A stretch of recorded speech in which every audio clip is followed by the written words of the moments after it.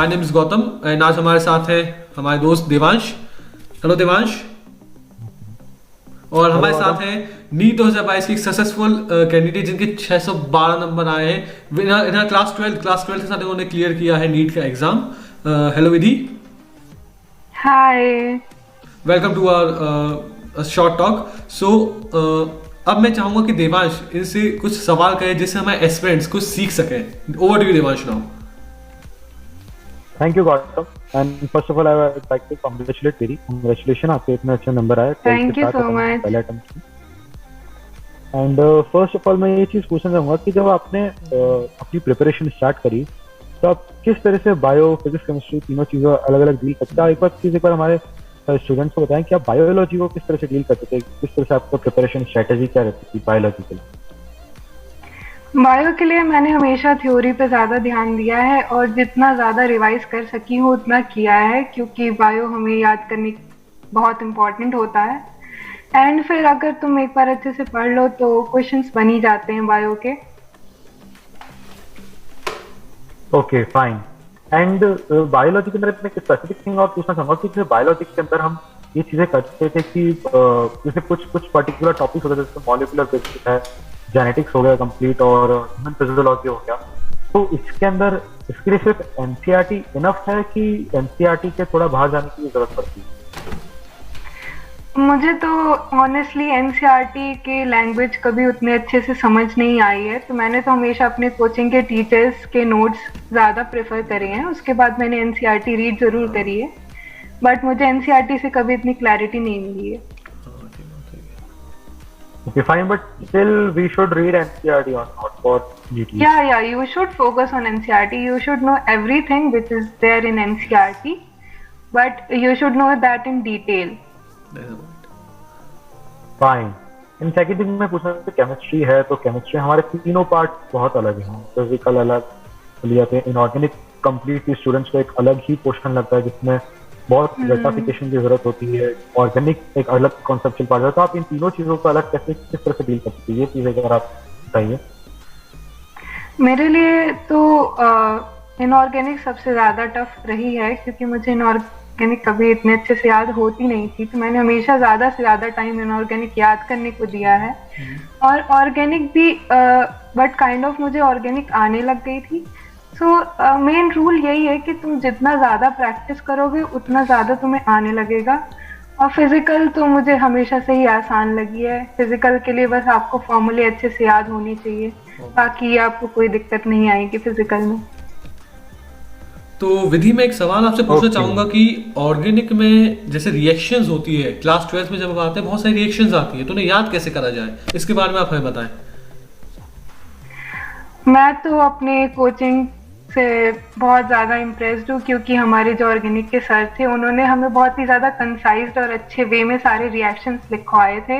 तो एक बार जब वो इतना अच्छे से एक्सप्लेन करते थे कि मुझे खुद समझ में आ जाता था फर्स्ट ऑफ ऑल, तो मुझे उसको याद करने में ज़्यादा टाइम नहीं इन्वेस्ट करना पड़ता था। और ऑर्गेनिक फिर भी मुझसे काफ़ी अच्छे से बन जाती थी। तुम्हें ऑर्गेनिक के लिए बस प्रैक्टिस करने की ज़रूरत है, बाकी organic is not that tough. जी Okay.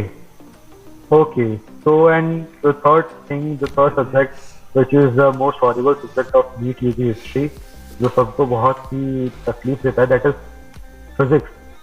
आप फिजिक्स के साथ कैसे डील करती थी, कैसे सिचुएशन हैंडल कर सकती थी फिजिक्स के साथ? I love physics honestly. मुझे बायो से ज़्यादा फिजिक्स पसंद है। मेरे लिए फिजिक्स हमेशा से ही आसान रही है, मुझे कभी इतनी ज़्यादा दिक्कत आई नहीं है। बट फिजिक्स में बहुत लोगों को दिक्कत आती है, मुझे पता है। सो तुम्हारे पास कॉन्सेप्ट फिजिक्स में क्लियर होने चाहिए, फॉर्मूले तुम्हें अच्छे से याद होने चाहिए, और थोड़ा प्रेजेंस ऑफ माइंड भी लगता है फिजिक्स में। अगर वो है तो तुम फिजिक्स आसानी से सॉल्व कर सकते हो। विधि आप बताएंगे कि हमें फिजिक्स में शॉर्ट नोट्स बनाने चाहिए चैप्टर वाइज, हर चैप्टर के, मॉडर्न फिजिक्स सारे यूनिट के, क्या शॉर्ट नोट्स बनाना जरूरी है?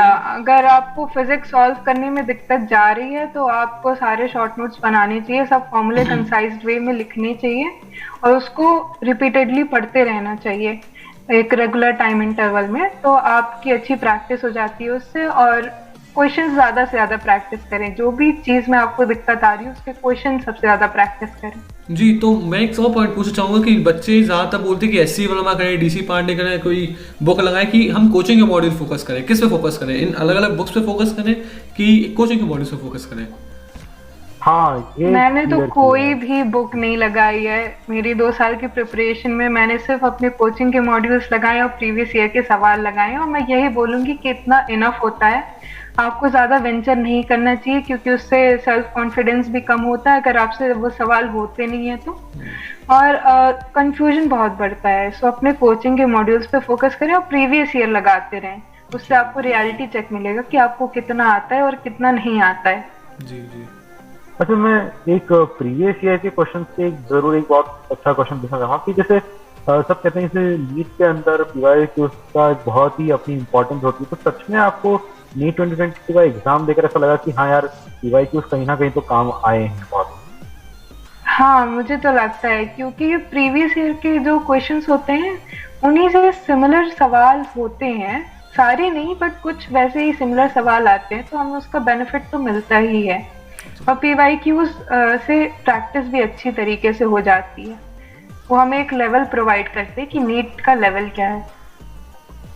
यानी कि आपके अकॉर्डिंग पीवाईक्यू के दौरान पीवाईक्यू को यूज करके हम एटलीस्ट एक सिलेक्शन तो गारंटी कर सकते हैं, हाँ सिलेक्शन श्योर है पीवाईक्यू अगर हाँ। अच्छे से कर लिए। हाँ हाँ।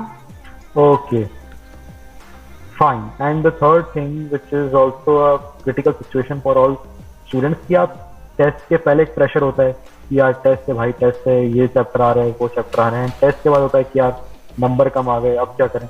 तो वो दो सिचुएशन को आप कैसे हैंडल कर सकती है, वो एक बार आप बताइए। टेस्ट के पहले की जहाँ तक बात है, तो मैं हमेशा से अपने आप को जितना प्रिपेयर कर सकी हूँ, जितनी बार मुझसे रिवाइज हुआ है मैंने उतनी बार रिवाइज किया है। और आप जितनी बार उस चीज़ को पढ़ोगे उतना आपके अंदर कॉन्फिडेंस आता रहेगा कि हाँ मुझे अब ये चीज़ आने लग गई। और टेस्ट में थोड़ा ऐसे कूल डाउन होके जाओ, ज़्यादा प्रेशर मत लो। It's not NEET, just a test. अच्छे से कूल डाउन होके जाके टेस्ट दो, और टेस्ट के बाद तो हम कुछ कर नहीं सकते, हमने जो किया होगा वही आएगा। और अगर बाई चांस आपके मार्क्स कम भी जाते हैं तो ज़्यादा डिमोटिवेट होने की ज़रूरत नहीं है, उसको एज अ फ्यूल समझिए और अगले टेस्ट के लिए और मेहनत करिए। बिल्कुल बिल्कुल। तो और एक बात और उसमें मुझे, जब आप डीमोटिवेट होते थे, बहुत लो फील करते कि यार ऐसा लगता है कि यार हो भी पाएगा कि नहीं हो पाएगा, ये सच में आपके साथ भी ऐसा होता था? और अगर होता भी था तो आप कैसे इसको फिर वापस से रीबूट करते थे अपने आप? आई थिंक जितने भी एस्पायरेंट्स है सबके साथ एक पॉइंट ये आता ही है उनकी प्रिपरेशन में कि उनको फील होता है कि नहीं हो पाएगा जब भी टेस्ट खराब जाते हैं या फिर कुछ भी होता है। सो मेरे लिए तो मेरे पापा बहुत बड़े मोटिवेटर थे, मुझे हमेशा मोटिवेट करते रहते थे कि बेटा you do not have to give up. So मैं सबको यही बोलना चाहूंगी कि हमेशा यही सोचो कि गिव अप नहीं करना है, लास्ट दिन तक हमें फाइट मारनी है। अभी नीट का एग्जाम नहीं हुआ है, हमारे पास बहुत टाइम है। Good. And I think so that आपको लगता है कि सिर्फ हमें हार्ड वर्क पे ही फोकस करना चाहिए नीट यूजी के एग्जाम में या कॉम्पिटिटिव एग्जाम में, कि स्मार्ट वर्क भी कहीं ना कहीं काम करता है हार्ड वर्क के साथ साथ? स्मार्ट वर्क चाहिए होता है, क्योंकि सिलेबस इतना है कि आप सिर्फ हार्ड वर्क से नहीं निकाल सकते, आपको थोड़ा स्मार्ट वर्क चाहिए। आप शॉर्ट नोट्स बना लो, या अगर आपको कोई टॉपिक आता है तो उसके सवाल बस करते मत बैठे रहो, जो नहीं आता उस पर फोकस करो। So you need smart work, वरना हार्ड वर्क के साथ तो फिर आपको बहुत ही ज़्यादा पेशेंस लगेगा और मे बी आपका चांस भी मिस हो जाए। Okay, thank you so much Vicky. And now I would like to call upon the Gautam, आप इस सेशन को एक अच्छी एंडिंग देके क्लोज करें। Thank you. तो विधि, मैं चाहूंगा कि आप अब एक शॉर्ट वे में बताएं, आप बच्चों को एंड में मैसेज क्या देना चाहेंगी जो आगे नीट की तैयारी करेंगे, उनको आप मैसेज क्या देना चाहेंगी? मैं बस ये बोलना चाहूंगी कि आप अपनी स्टडीज के साथ एकदम कंसिस्टेंट रहें और पेशेंस रखिए, आपकी मेहनत जरूर रंग लाएगी। बिल्कुल, बहुत बहुत अच्छी लाइन कही है विधि ने कि कंसिस्टेंसी नीट में बहुत मैटर करती है। हमने भी ये देखा, विधि ने भी बहुत अच्छे नंबर लाके प्रूव भी किया कि consistency provides you will lead to a path of success. तो चलिए हम इस सेशन को एंड करते हैं। थैंक यू द व्यूअर्स जो हमारे साथ जुड़े रहे। Devansh and Vidhi, thank you for joining us at zoom. Thank you thank you. All the very best for future. आप जल्दी गवर्नमेंट मेडिकल कॉलेज में जाएं। All the very best, all the very best, thank you. Thank